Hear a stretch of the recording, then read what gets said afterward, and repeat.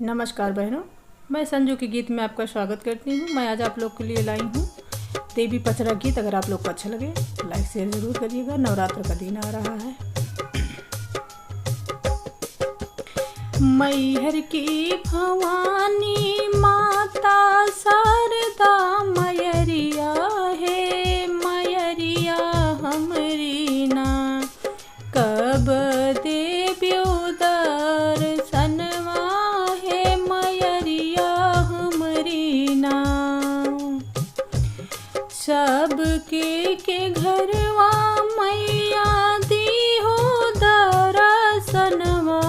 है, हमारे घरवा ना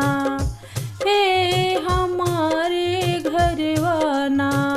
मैया मोरी दी हो बिसराई है, हमारे घरवा ना कलकत्ता की काली मैया देहो दर्शनवा है, मयरिया हमरी ना हो, मयरिया हमरी ना कब देवो दर्शनवा है, मयरिया हमरी ना सब कत देहो मैया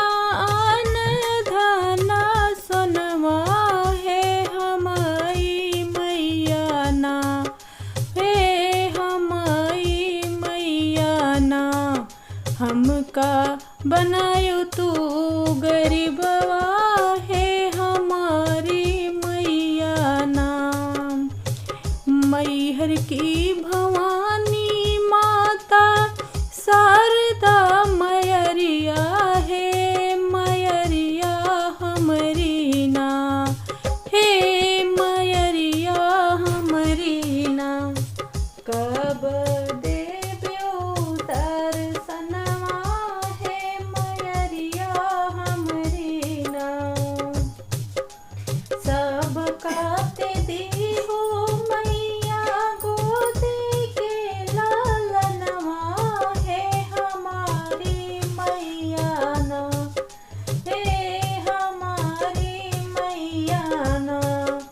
हमका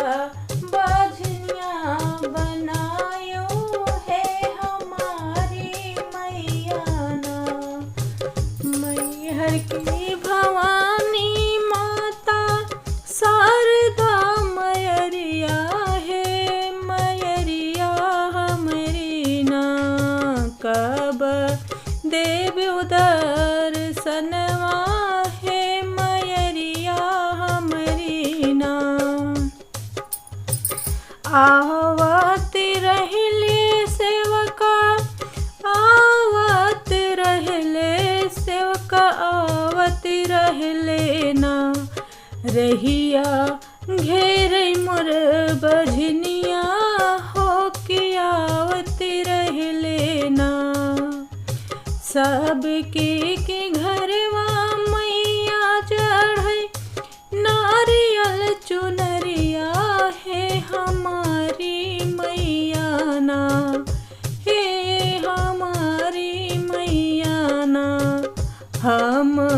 नेबुआ चढ़ौबै है, हमारी मैया ना मैहर की भवानी माता शारदा मयरिया है, हमारी मैया ना है, हमारी मैया ना कब देव्यो दर्शनवा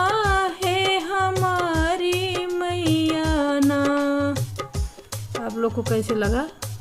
कमेंट बॉक्स में ज़रूर बताइएगा।